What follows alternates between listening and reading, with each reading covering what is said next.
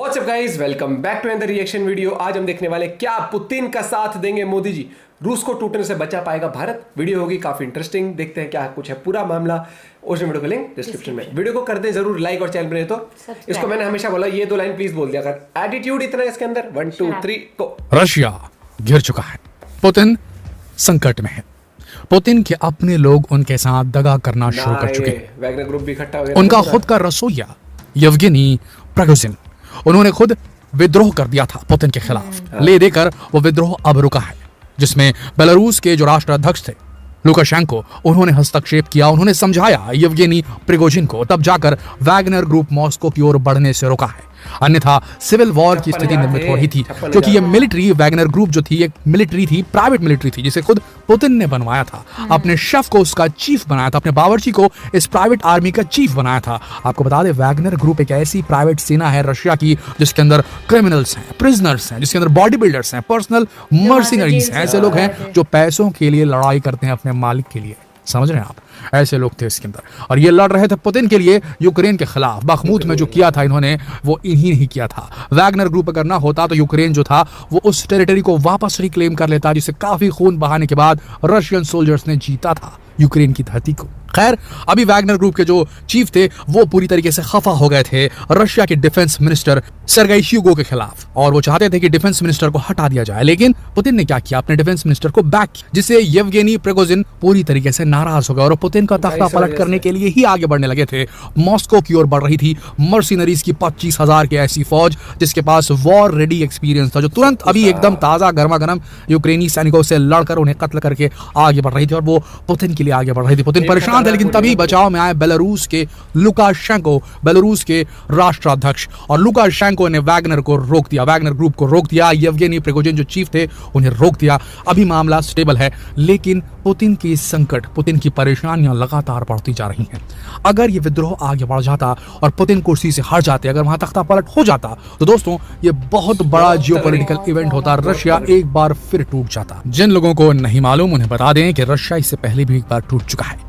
जो रशिया आज आप देख रहे हैं, इसके पहले रशिया और भी ज्यादा बड़ा हुआ करता था।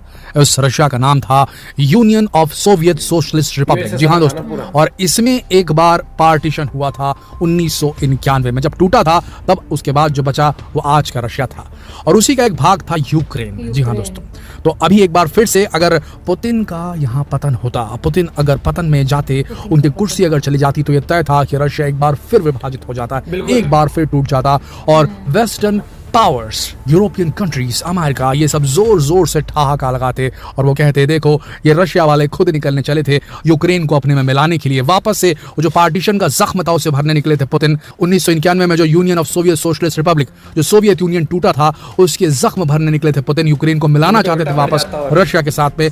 और यहाँ क्या हुआ, यूक्रेन तो हाथ से गया सो गया, साथ ही साथ रशिया भी टूट गया। इन्होंने अपनी कुर्सी तक खो दी। जी हाँ दोस्तों, लेकिन किसी तरीके से इस विद्रोह को भी रोक दिया गया, सिविल वॉर से बच गया है रशिया। वहां मार्शल लॉ जरूर लगा दिया गया है, लेकिन रशिया अभी सिविल वॉर से बच गया है। अब ऐसी स्थिति में जब रशिया का पतन एकदम करीब है, रशिया इकोनॉमिकली कमजोर हो चुका है, वहां के लोगों में पुतिन के खिलाफ अब धीरे धीरे गुस्सा पनपने लगा है। वैगनर ग्रुप के चीफ येवगेनी प्रिगोजिन के लिए वहां के लोगों के दिल में एक करुणा जाग रही है, पॉपुलर हो रहे हैं वहां पर रशिया में पुतिन के खिलाफ विद्रोह। ऐसी स्थिति में रशिया की स्टेबलनेस बेहद जरूरी है, अन्यथा रशिया अगर टूटा तो इससे नुकसान भारत को भी होगा। दोस्तों, भारत अपने एक सबसे स्ट्रॉन्ग एलाई हमेशा हमेशा के लिए खो देगा। आपको अगर अभी ऐसा लग रहा है कि रशिया वाले भारत के साथ रहे या ना रहे, भारत को क्या फर्क पड़ता है? भारत तो अब ग्रोथ कर रहा है, भारत अब एक उभरती इकोनॉमी बन के निकल रहा है। भारत को रशिया से क्या लेना देना? रशिया रहे ना रहे, भारत हमेशा एग्जिस्ट करेगा। अगर आप ये सोचते हैं तो 1 मिनट रुकिए। हम अपनी वैल्यूज कभी नहीं भूलते। जिन लोगों ने हमें सबसे खराब समय में हमारी मदद की, उनकी मदद करना हमारा फर्ज है। ये तो बात हुई वैल्यूज की, लेकिन 1 मिनट रुकिए और आपको इतिहास की कुछ ऐसी बातें बताते हैं कि रशिया ने भारत के लिए क्या क्या किया और कब कब किया, किन किन सिचुएशंस में किया, उसे भी जानना और समझना बेहद जरूरी है। और उन सिचुएशंस को समझने के बाद आगे के फ्यूचर जो सिचुएशंस आने वाले हैं उनके बारे में भी हमें कैलकुलेट करना पड़ेगा, आकलन करना पड़ेगा, एनालिसिस करना पड़ेगा। अगर रशिया नहीं रहेगा तो भारत क्या कमजोर पड़ेगा? भारत का साथ कौन देगा? सुनिएगा जरा गौर से। ये बात थी सेकेंड वर्ल्ड वॉर की। सेकेंड वर्ल्ड वॉर के पहले ही ये समझ के चलिए, जितने भी सोवियत कंट्रीज थी सब एक हो गई और उन्होंने अपने आप को बना लिया union of Soviet Socialist Republic. काफी बड़ा एक जमावड़ा था कई सारे देशों का, और इसे ही सोवियत संघ कहा जा रहा था। तो ये जो थी, ये जो कंट्रीज थी, ये शो कर रही थी कम्युनिस्ट पावर को, कम्युनिज्म को मानती थी, कम्युनिज्म पे बिलीव करती थी।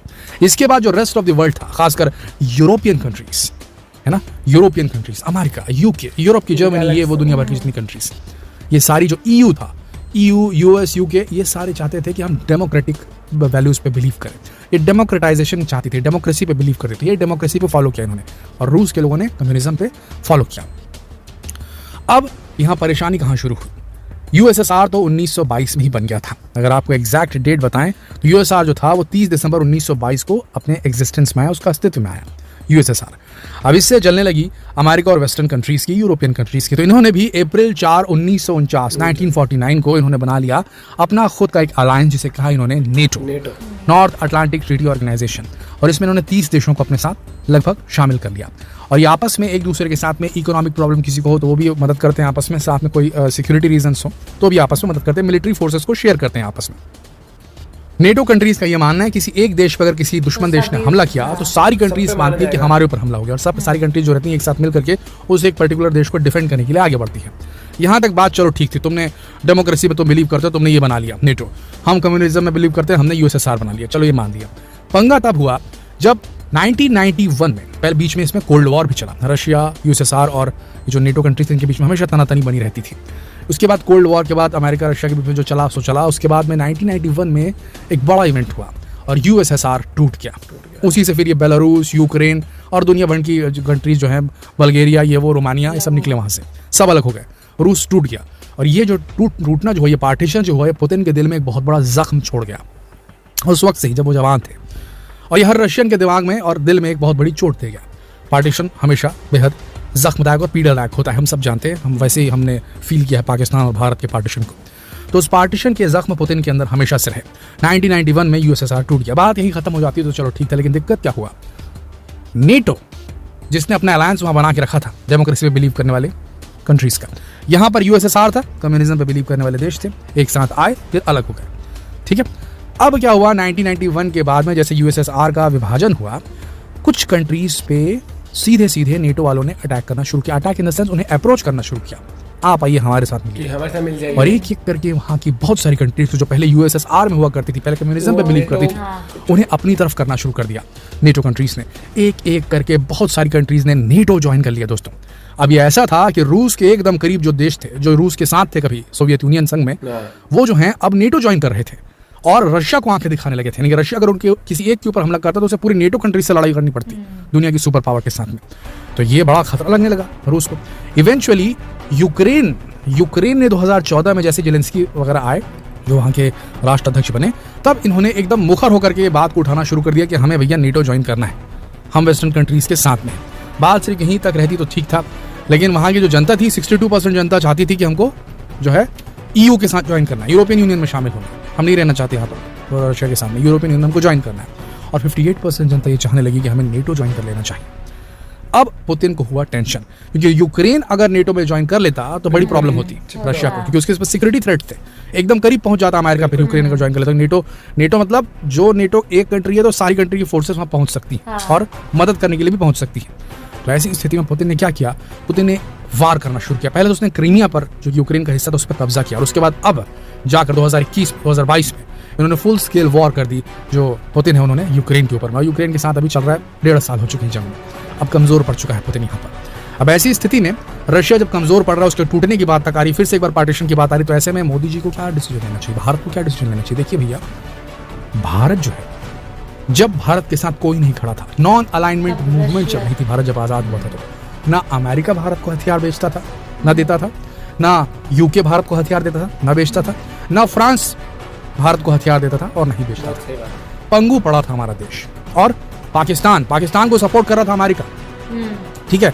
इधर चाइना, पाकिस्तान ने भी भारत पर हमला किया, चाइना ने भी भारत पर हमला किया। कौन था हमारे साथ? सिर्फ एक कंट्री, रशिया। जब कोई हमारे साथ नहीं था, तब हमारी जान बचाने के लिए सामने आया था रशिया। रशिया ने हमें हमारे मिग विमान दिए, हमें MK सुखोई आज भी देता है, इतने सारे एडवांस मिसाइल सिस्टम दिए, एयर डिफेंस सिस्टम दिए। जब हमला किया गया चाइना की तरफ से भारत के ऊपर में, तब सिर्फ रशिया ही अकेला देश था जिसने खोल करके, रशिया सबसे एमिनेंट देशों में था, बड़े देशों में, जो सामने आया और बोला कि ये गलत किया चाइना ने, वही हमारे सपोर्ट में आया। जब अमेरिका ने, जब भारत ने पाकिस्तान का पार्टीशन कर दिया, उसके बाद अमेरिका ने क्या किया, भारत को धमकाने के लिए यहाँ पर हिंद महासागर में अपनी नेवल आर्मी भेज दी थी, नेवी भेज दी थी अपनी। तो उसको रोकने का काम किसने किया? रशिया ने किया। नहीं तो भारत पे बहुत बड़ा प्रॉब्लम क्रिएट हो जाता वहां पर। तो दोस्तों, रशिया अगर ना होता तो आज भारत के पास कुछ भी नहीं होता। भारत के पास अमेरिकी लड़ाकू विमान थोड़ी ना है, हमारे पास तो रशियन लड़ाकू विमान है, क्योंकि अमेरिका ने हमें कभी लड़ाकू विमान बेचे ही नहीं दोस्तों। अब धीरे धीरे, क्योंकि जब भारत की इंपॉर्टेंस बढ़ रही है, दिख रहा है यहाँ पैसा बहुत है, यहाँ आबादी बहुत है, यहाँ एक सामान लॉन्च करो तो अरबों करोड़ों में बिक जाता है, तो अपना प्रोडक्ट बेचने के लिए अमेरिकन कंपनियां यहाँ पर आ रही हैं और इसीलिए वो संबंध बनाना चाहती है भारत के साथ में, तब जाके बेचना शुरू कर रहे हैं। ये फ्रांस वाले मैकेनरो अब जाके राफेल बेच रहे हैं। पहले इन्होंने मना कर दिया था हमें, आज से 4-5 दशक पहले जब हमें जरूरत थी, समझ रहे हैं आप, यूके वाले अब हमें बेच रहे हैं, पहले नहीं देते थे। उनको पता है ना पैसा यहाँ से कमा। तो आप समझ रहे हैं क्या कहना चाह रहे हैं? उस वक्त जब हमारे पास कुछ नहीं था तब रशिया हमारे साथ खड़ा था। आज रशिया के पास कुछ नहीं है तो क्या भारत को उसके साथ नहीं खड़ा रहना चाहिए? पर भारत अगर रशिया के साथ खड़ा रहता है पूरी तरीके से तो उसमें भारत का लॉस भी है। अमेरिका नाराज हो सकता है, अमेरिका नाराज हो सकता है इससे, और दूसरी कंट्रीज, यूरोपियन कंट्रीज ऑलरेडी जो भारत से खुन्नस खा के बैठी रहती है वो भी नाराज हो सकती है। लेकिन हम तो यही कहेंगे कि भारत आज जिस पोजीशन में है, इतना सशक्त है, इसके जो मल्टीलैटरल सबके साथ में संबंध है, भारत के ऊपर शायद कोई उंगली नहीं उठाएगा अगर भारत रशिया का सपोर्ट कर भी देता है तो। ऐसा हमें महसूस होता है। हमें नहीं लगता कि रशिया का सपोर्ट करने के लिए भारत अगर आगे आता है तो कोई भी कंट्री भारत के खिलाफ खड़ी होगी। जो बड़ी कंट्रीज है जिनसे मतलब सबके यहाँ पर व्यापारिक हित शामिल है भारत के साथ। आपको क्या महसूस होता है? क्या भारत को रशिया का साथ छोड़ देना चाहिए या भारत को एक स्ट्रॉन्ग इनिशिएटिव लेते हुए रशिया और पुतिन के साथ में खड़ा होना चाहिए? और अगर कोई बोले कि हम तुम्हारे पर प्रतिबंध लगाएंगे तो उसका सामना करना चाहिए। आपका क्या मत है नीचे कमेंट सेक्शन में लिखकर जरूर बताएं। क्या भारत को, क्या मोदी जी को रशिया का, पुतिन का मदद करनी चाहिए कि नहीं करनी चाहिए?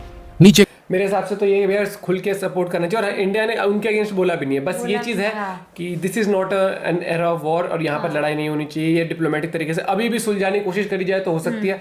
वो देखो वो पॉलिटिक्स पड़ जाएगी, लेकिन एक चीज़ है बाकी अगर ऐसा है कि भाई सारे उसके अगेंस्ट है तो उसके पीछे पीछे ऐसा नहीं कि इंडिया भी अगेंस्ट हो जाएगा, क्योंकि एक टाइम ऐसा था सारे इंडिया के अगेंस्ट थे लेकिन रशिया एक लौता देश था जो इंडिया के। हाँ, और दूसरी बात, अगर बात करते हैं प्रतिबंध की, सैंक्शन लगाने की, लगाओ। भारत वो देश है भैया, तुम लगाओगे सैंक्शन। अब वो वाला नहीं है कि डर के रहने वाला। अभी बोला था ना रशिया से कोई नहीं लगा, भारत ने कहा हम तो लेंगे, हमें सस्ता पड़ रहा है। Take stand for your country and your people, और वो चीज़ भारत ने साबित करी है और मोदी जी ने साबित करी है। और मैं यही चीज़ कहना चाहता हूँ सबको कि भाई देखो, सीधी बात है, यहाँ पर जो रशिया ने स्टेप लिया है, लोग क्रिटिसाइज कर रहे हैं, हम भी बोल रहे हैं कि वॉर का एरा नहीं है, लेकिन आप ये भी ध्यान से देख रहे हो कि कितना शातिर हो कि यहाँ पर अमेरिका ने दिमाग लगाया, नेटो कंट्री ने दिमाग लगाया कि यूक्रेन में, और यूक्रेन को और नेटो में ले लेते हैं। उसके बाद क्या हो जाएगा कि बॉर्डर पे ही चिपक गए। फिर अब क्या उसका ये नहीं कि यूक्रेन रह गया, वो एक तरह से अमेरिका, एक तरह से इंग्लैंड बन गया वो, क्योंकि वहां पर आर्मी आ सकती है किसी की भी। तो बिल्कुल ही आप रशिया से चिपक गए, और कौन चाहेगा कि हमारा दुश्मन जिनसे मतलब हमारी इच्छा से बनती नहीं वो आपकी चिपक जाए। यही चीज बताओ ना, कल को पाकिस्तान कहते हम श्रीलंका में बेस बनाएंगे, हैं, इंडिया के हर जगह बेस बनाए, वो तो ये भी कहते हैं इंडिया के सराउंड जो ओशन है, हर ओशन में हम अपनी अपनी वो चीज रखेंगे। तो भाई जितने भी पहले अपनी सिक्योरिटी देखेगा, वो चीज है। और वही वाली बात आती है, जो उनका हिस्सा था जो टूट के दूर है। लेकिन इस तरीके से मतलब यूक्रेन को कुछ वैसे थोड़ी कह रहा था रशिया, लेकिन वो है कि उनको बनना है नेटो। वो दिक्कत यह कि अगर आप नेटो के हो जाओगे तो साथ साथ वो देश यूक्रेन नहीं रह जाएगा। वो सोचो कि वो बन गया हब फॉर अमेरिका, अमेरिका की डिफेंस, अमेरिका की मिलिट्री के लिए। एक तरह से पूरा वहां से वो ऑपरेट कर सकते हैं, और कौन अपनी सिक्योरिटी के साथ खिलवाड़ करना चाहेगा? ये चीज है। लेकिन फिर भी मैं कहूंगा कि ये वॉर जितना हो सके जल्दी खत्म हो जाए। और इस चीज के अंदर टाइम हो गया, जितना लंबाई खींचेगा भाई वो सारे देशों का नुकसान ही है। इस चीज के अंदर इकोनॉमीज का नुकसान है। होपफुली जल्दी सॉर्ट आउट हो जाए। अपना पॉइंट ऑफ व्यू जरूर बताना। मिलते हैं वीडियो के साथ, बाय।